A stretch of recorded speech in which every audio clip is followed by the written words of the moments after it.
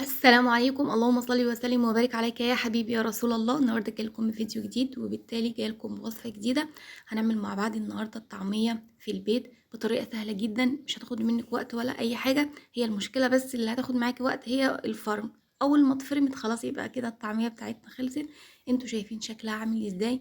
لونها فاتح كده ونظيفه، وانتي ضامنه كل حاجه انتي حطاها فيها وغاسله كل حاجه. فهتعملي اكل صحي ونضيف لولادك، وكمان هتوفري. طبعا احنا شفتي الطعمية قد كده بكام يعني. فالله المستعان، ربنا يعيننا على الحياة. بصراحة الموضوع بقى فوق استطاعة البشر بصراحة. فهنسمي الله كده وندخل الفيديو. انا زي ما انتم شايفين معايا ده نص كيلو من الفول الابيض او الفول المدشوش، اسمه فول ابيض او الفول المدشوش. انا غسلته طبعا ونقعته من بالليل. يعني كل ما تنقعيه فتره طويله كل ما طبعا ما تاخدي نتيجه احسن ويسهل عليكي في الفرن. ومعايا هنا ده نص رغيف من العيش البلدي العادي. انا طبعا كنت بلاه كده في الميه وعصرت، يعني صفيت الميه منه. ومعايا هنا دي يعني حزمة صغيرة كده شبت على كزبرة. ومعايا ده الكرات اللي هو الرفيع مش العريض يعني. او ممكن لو مش موجود عندك ممكن تستخدمي عروق البصل الاخضر. ومعايا بصلايه متوسطه، ومعايا برضو كام كده فص من التوم. بس ما تكتريش الخضره يعني الكزبره والبصل او الكرات او الشبت، ما تكتريش. لان هو لما بتكون لونها اخضر كده لما بتقليها بتطلع شكلها مش حلو. فحاولي يعني حاجه يدوب كده على قد ايدك، على قد ربطه الصباع بتاعك بس كده، يعني ما تكتريش. وطبعا قطعت البصل على الثوم على الخضره كلها اللي معايا زي ما انتم شايفين كده، وحطيتها على الفول اللي موجود معايا. وهجيب بقى الكبه بتاعتي، ولازم الكبه بتاعتك يكون صحتها كويسه كده علشان تفرميها ناعم وتطلع معاكي يعني عجينه ناعمه كده. كل ما تكون ناعمه كل ما تكون احسن طبعا. وطبعا معايا هنا كوبايه فيها كده شويه صغيرين كده من الميه. هتبداي كل ما طبعا هو العيش اللي انا بلده طبعا هيضطر العجينه معاكي وهيخليها تشتغل. بس برضو ممكن تحتاجي ميه، فانت هتضيفي كده بالمعلقه يعني مش هتكتري. كل لفه في الكبه هتضيفي يعني كل ما تحطي مره في الكبه هتضيفي معلقه ميه صغيره كده، عشان احنا مش عاوزين يكون فيها ميه كتير. فانا طبعا بريح الكبه وافرم، بريح الكبه وافرم. يعني ما تضغطيش على الكبه لان هي فعلا بتاخد وقت شويه في الفرم. وهي بتكون صعبه على الكبه شويه، فلازم الكبه بتاعتك تكون كويسه. وينفع برضو الخلاط، بس الخلاط هنحتاج يعني كميه ميه زياده شويه. بس مش مشكله، انا معايا المصفى دي هخرج من الكبه عليها، وانت كمان تبقى المصفى دي معاكي تخرجي من الخلاط عليها لو انت يعني مش متوفر عندك الكبه.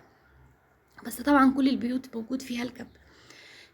وهتصفيها خالص من الميه بعد ما تفرميها كلها كده كل الكميه هتحطيها في المصفى. وتسيبيها برضو شويه كده عقبال ما تنزل وتصفي كل الميه اللي فيها. فانا طبعا هفرمها. وطبعا انا ما ضفتش ميه كتير. رغيف العيش اللي معايا انا ضفت يا دوب، يعني هي كانت ربع كوبايه من الميه على الكميه دي كلها. مع رغيف العيش اللي انا حطيته شايفين ما نزلش معايا معلقتين ميه زي ما انتم شايفين. لان رغيف العيش سهل معايا برضو ان الكبه تشتغل. فطبعا فرمت الكميه كلها وصفيتها من الميه زي ما انتم شايفين. هبدا بقى اشيل الجزء الاكبر منها في الفريزر طبعا لرمضان، في السحور او حتى في الفطار لو يوم هتعملي نواشف وحاجات كده محرمشه.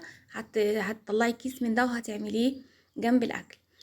طبعا انا معايا كده المج ده وحطيت فيه الكيس. وهبدا بقى اخد شويه، يعني هي هتديني الحته اللي انا حطيتها في الكيس دي هتديني كمية كويسة، يعني اديني طبق حلو، يعني طبق طعمية كبير حلو زي ما انتوا شايفين كده. هبدأ احط كله الاول كده في الاكياس، وبعد كده افردها في الاكياس. بحيث ان انا بعد كده لما اخرجها من الفريزر ما تاخدش وقت مني في ان هي تفك. يعني تخرجيها 5 دقايق هتبص تلاقيها فكت، لان انتي فرداها كويس في الكيس، عاملاها طبقه رقيقه يعني مش هتاخد وقت. احسن لما تعمليها كلاكيع كده في الكيس فهتاخد وقت منك طبعا عقبال ما تفك. لكن انتي لو عملتيها كده فردتيها كويس في الكيس وعملتيها طبقه رقيقه، عقبال يا دوب تخرجيها من الفريزر وتسخني الزيت وتظبطي الدنيا وتديها ضربه كده بالمضرب هتكون فكت وهتبقى تمام التمام زي ما انتوا شايفين كده. انا الكميه دي بالنسبه لي مناسبه.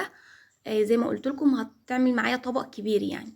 وهتشكلي زي ما انت عاوزه تعمليها محشيه، عاوزه تعمليها ساده، عاوزه طبعا تحطي لها سمسم وكزبره زي ما هتشوفي معايا في الفيديو. انت وراحتك خالص، هي طالما العجينه معانا موجوده انت اشتغلي بيها زي ما انت عاوزه. فزي ما انتوا شايفين كده انا بفردها بالشكل ده في الاكياس علشان اعملها طبقه رقيقه زي ما قلت لكم، علشان ما ايه ما تاخدش وقت مني لما اخرجها من الفريزر اشتغل على طول. لو انت هتعمليها للفطار الصبح او سندوتشات مثلا لعيالك للمدارس يعني او للدروس، مش هتاخد وقت منك ولا حاجه. وحتى لو انت هتشيليها طبعا وهتعمليها للسحور في رمضان او حتى على الفطار زي ما قلت لك برضو هتفك بسرعه ومش هتاخد منك وقت ابدا. فانا طبعا ايه دي الكميه اللي انا هفرزها يعني او اللي انا هشيلها. زي ما انتوا شايفين كده حطيتها كلها في الاكياس. طبعا هي لونها افتح من كده، والله الكاميرا مطلعاها لونها اخضر زياده، لا بس هي لونها افتح من كده. وهي طلعت جميلة بصراحة، يعني بصراحة طلعت جميلة جدا وطلع قوامها مناسب. شايفين عاملة ازاي؟ بجد كانت حلوة قوي. دول عملت معايا الاربع اكياس.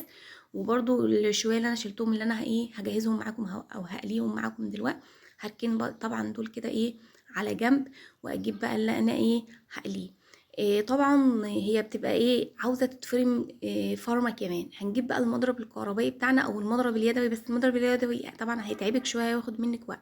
فانت الافضل تجيب المضرب الكهربائي اللي هو المضرب بتاع البيض. وهتبداي بقى تفضلي تضربي فيها كده حوالي 5 أو 6 دقايق، بحيث ان هي تخف معاكي كده، تبقى هشه وكمان لونها هيفتح معاكي، هتنعم قوي وهتبقى هشه معاكي كده. فهتبقى لا محتاجه اي اضافات تانية. وفي ناس زي ما قلت لكم بتحط لها بيض. البيض ده يعني بصراحه بيخلي ليها ريحه كده، وكمان بيحمرها وبتبقى يعني جواها عجين كده ومش مستويه من جوه. فموضوع انك تحمرها بالبيض ده لا خالص. فهي دي احسن طريقه. فانت زي ما قلت لك هتفضلي كده تضربي بالمضرب. وانا مش هحط لها توابل كتير. انا طبعا اللي انا حطيتها هحطها يعني في الفريزر، ما حطيتلهاش اي نوع توابل، حتى الملح ما حطيتهولهاش. فانت في الوقت ده بقى وانت بتضربي بالمضرب هتبداي تضيفي التوابل بتاعتك. هي عباره عن هي طبعا هي الطعميه عامه مش بنضيف لها غير ملح وكزبره، بس انا ضفت لها شويه شطه كده صغيرين، وممكن تضيفي لها شويه من الفلفل الاسمر، بس انا ما حطيتش فلفل اسمر بصراحه. فانا اكتفيت بالكزبره وبالشطه اللي هي الحاميه. وممكن بقى برضو في الوقت ده تحطي شويه صغيرين كده من البيكنج باودر او الكربوناتو او بيكربونات الصوديوم اللي هو الكربوناتو. بس انا بصراحه ما حطيتش لان هي هشه مش محتاجه. هو انت بتحطي البيكربوناتو ليه؟ علشان يديكي هشاشه كده فيها وتطلع خفيفه وكويسه، فهي مش محتاجه. فانا ما ضفتلهاش غير الفلفل، غير الملح اسفه، والكزبره وشويه شطه وخلاص. وهبدا بقى كده حطيتها في الكيس بقت شبه اللي انت بتجيبيها العجينه اللي انت بتشتريها من بره بالظبط والله واحسن. معايا بقى كده زي ما انتوا شايفين الاطباق دي فيها واحد فيه سمسم وواحد فيه كزبره. الكزبره دي انا يا دوب جرشاها بس كده بالهون كده جرشاها، يعني مكسراها بس كده مش منعماها ولا حاجه. احسن يعني بتكون احسن ما بتبقى سليمه. وسمسم ومعايا شويه ميه علشان ابل ايدي، ومعايا طاسه على النار زي ما انتوا شايفين. وطبعا الكيس حطيتها زي ما انتوا شايفين في الكيس. وهبدا بقى اقطع كده من الجنب فتحه صغيره كده في الكيس علشان انزل. دي اسهل، انت ممكن تحطها في طبق وتشتغلي بالمعلقه، بس بجد يعني فكره الكيس دي احسن وبتنضف لك الدنيا يعني وبتسهل عليكي. وانت طبعا عشان ما عندكيش تصوير ولا حاجه الدنيا هتكون اسهل من انك انت بتكوني بتصوري. فانا نزلت الاول كده اول حاجه من غير اي اضافات، يا دوب بليت ايدي ميه وضغطت على الكيس ونزلت، ما حطيتش اي حاجه سمسم ولا كزبره من اللي معايا، لان انا عملت يعني او الطاسه الاولانيه دي ساده كده من غير اي حاجه. طبعا هي بتبقى اذواق، اللي انت حابه تعمليها ساده مفيش اي مشكله، حابه تعمليها بالسمسم زي ما انا عملت او بالكزبره جنب بالسمسم جنب بالكزبره، يعني انت وراحتك خالص. حابه تحشيها تعملي لها الحشوه ان شاء الله لما ابقى اعمل معاكم اللي انا مفرزاها دي، علشان ما حبيتش اعملها علشان الفيديو ما يطولش مننا. اللي هي بالحشوه هبقى اعملها معاكم ان شاء الله المره الجايه. هنقليها كده وهنقليها بالحشوه ان شاء الله المره الجايه. شايفين انت اول الجنب ما بياخد لون بتقومي قلب على طول وايدك على طول في الطاسه، هتطلع معاكي بالشكل الجميل ده. والله طلع لونها حلو قوي. وفي حاجه كمان عاوزه اقول لكم عليها، الطعميه يا جماعه ما بتخرجش من الزيت على مناديل ورق. ده بيخلي الطعميه تطرى معاكي ومتبقاش مقرمشه. فيا ريت ما تخرجهاش ابدا على مناديل ورق وتقولي هتشرب الزيت ولا لا. انت لو عملتها بالطريقه دي والله ما هتشرب منك زيت. انا والله حطيتها في الطبق وهوريكم برضو دلوقتي، والله ما نزلت نقطه زيت. وانت بتاكليها كمان طعمها مش بتحسي. ساعات بنجيبها من بره بنلاقيها بتصر الزيت كده. بتنزل زيت وحاجه تقرف بصراحه، لكن والله دي ما نزلت زيت خالص. فانت اعمليها بالطريقه دي وامشي على الخطوات. الجزء التاني بقى اللي معايا هعمل بقى بنفس الطريقه. هبل ايدي كده من الميه واحطها على الكزبره، وبعد كده انزل شويه من الكيس من الطعميه واحطها كده ايه على الطاسه زي ما انتوا شايفين. زي ما قلت لك، حابه انتي تحطي جنب سمسم وجنب كزبره مفيش مشكله، حابه جنبين سمسم او جنبين كزبره مفيش مشكله، حابه تعملي جنب سمسم او كزبره وجنب التاني ساده مفيش اي مشكله. دي يعني بقى ايه، دي حاجتك انتي وراحتك انتي، وانتي وعيالك بتحبوا ايه. بس بصراحه يعني الكزبره كمان بتخلي طعمها حلو قوي، احلى من طعم السمسم بصراحه. تحس ان هي ايه متغمسه كده، لها طعم مختلف كده غير الطعميه العاديه اللي هي بتكون عليها كزبره يعني. وزي ما قلت لك دي اذواق، اعملي اللي انت بتحبي. فانا عملت زي ما انتوا شايفين بقى، دي بصراحه يعني لو حطيت في الزيت بقى بالسمسم والكزبره ريحتها طالعه بص قلب الدنيا بصراحه يعني. محل طعميه شغال يعني. شايفين بوريكم لونها حلو قوي، وشكلها كمان جميل قوي ومنفوخه وهشه كده يعني. هنفتح برضو قلبها مع بعض نشوفها برضو علشان نتاكد ان هي خفيفه وهشه.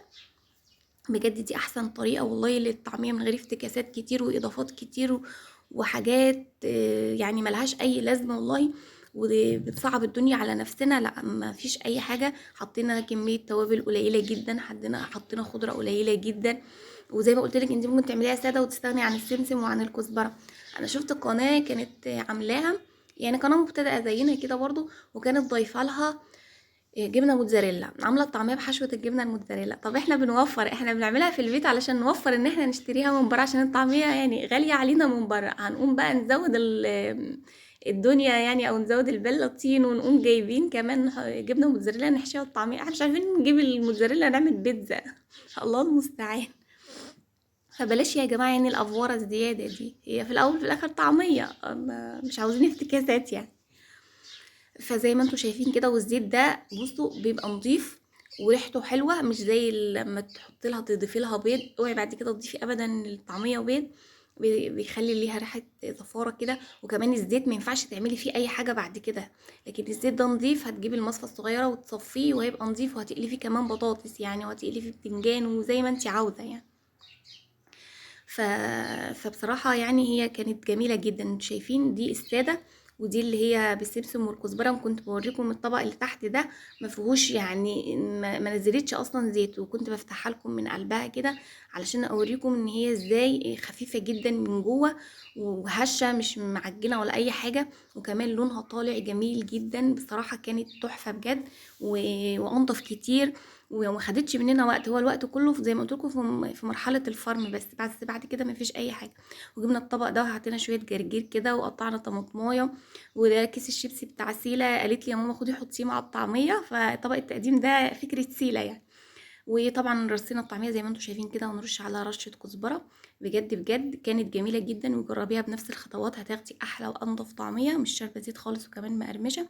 يا ريت بقى اللي يشوف الفيديو ده يشترك عندي في القناه ويدعمني باللايك، ويفعل زر الجرس على الشعارات الجديدة توصلكم بإذن الله. والسلام عليكم ورحمة الله وبركاته، وبحبكم في الله.